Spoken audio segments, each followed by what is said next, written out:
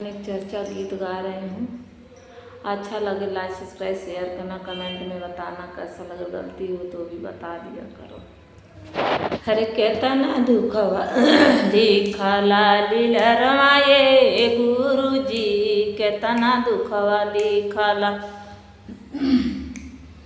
लीला रमाए गुरुजी, केतना दुखवा लिखला लीला रमाए बोला जी, केतना दुखवा लिखला लीला रमाए गुरुजी, केतना दुखवा लिखला। दुखवा के मारल हम सासुल गंगाइनी, दुखवा के मारल हम सासुल गंगाइनी।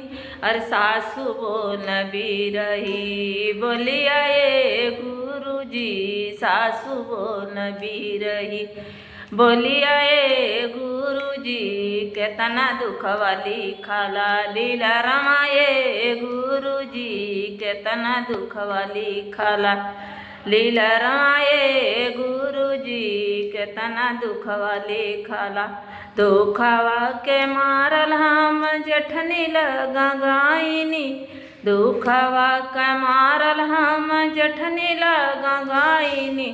और जेठनी बनावले बझनिया ए गुरुजी, जेठनी बनावली बझनिया ए गुरुजी, केतना दुखवा लिखला लीला रमाए गुरुजी, केतना दुखवा लिखला लीला रमाए गुरुजी, केतना दुखवा लिखला।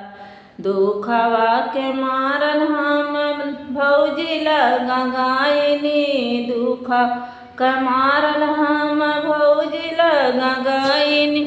अरे भौजी बोल बिरही बोलिया ए गुरुजी, भौजी बोल बिरही बोलिया ए गुरुजी, केतना दुखवा लिखला लीला रमाए गुरुजी, केतना दुखवा लिखला लीला रमाए गुरुजी, केतना दुखवा लिखला।